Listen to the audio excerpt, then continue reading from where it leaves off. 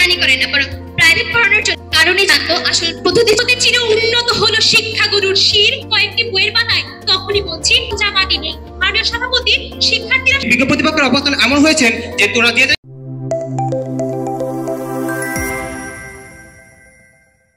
প্রতিষ্ঠানে multimedia class এবং laboratory room, আপনার প্রতিষ্ঠান পাবলিকে চান্স হয় না। আরে ভাই লড়ে যাবি এই গল্প করলে তারা কতটুকু বিজ্ঞান শিক্ষা? বছর আগে বাংলাদেশের শিক্ষা ব্যবস্থা হলে আপনি এখানে না, তারা সেলফ স্টাডি করতে, সে তো টাকার বিনিময়ে সেখানে পড়াচ্ছে।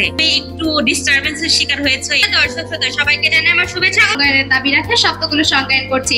ক্যারিয়ার করার জন্য অপরিহার্য। পাঠ্যবই থেকে বিমুখ করছে না, বরং এটি শিক্ষাকে। আপনি লাল কাপড় পরে যাচ্ছেন, অথচ ফিনল্যান্ডের মতো বড় বড় উন্নত দেশে যেমন ফেসবুক, মেসেঞ্জার, ইনস্টাগ্রাম করছি। আমার সভাপতি আমার বিজ্ঞ প্রতিপক্ষ ছলে বলে যারা সোশ্যাল মিডিয়ায় সবথেকে বেশি সক্রিয়। অর্থ বই পাঠ্য বই পড়ার সময় দলের দ্বিতীয় বক্তা তথ্য উপাত্ত প্রদান করবেন এবং তারা বলছেন যে ইন্টারনেটের অবাধ ব্যবহার যে দল তৃতীয় স্থান অধিকার করেছে সেই ফলাফলটা আমরা একদম শেষে দিব। আমি ফাইনালিস্ট হিসেবে নাম ঘোষণা করছি। অত্যন্ত যুক্তিসঙ্গত কারণে আমি আমার দল বিষয়টির পক্ষে অবস্থান করছি। সচেতনতা হবে সেখানে আমার প্রতিপক্ষ অনেক সময় লোকজন শাস্তি আনার শেখায় যে এটা আমার দায়িত্ব।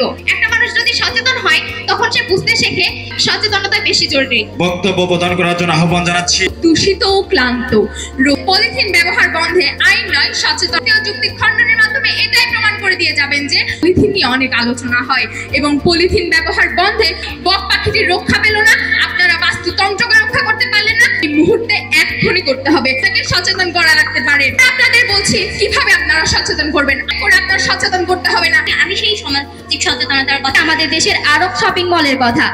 তো রাজশাহীতে 2016 সালে যখন রাজশাহী পলিথিনের এই বিকল্পের আইন, আজকে এই সময়ের যে বক্তব্য সেটার মধ্যে একটু বা এত গুণী ব্যক্তিদের সামনে নিজেদের যুক্তিগুলো অন্যদের সামনে প্রকাশ করা।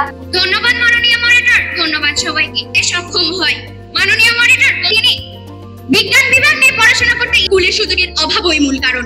ধারণা নাই কতগুলো নারীর উদাহরণ দিবেন আপনি? ম্যারি কুরির উদাহরণ দিয়ে বিজ্ঞান ক্ষেত্রে থেমে যেতে হবে।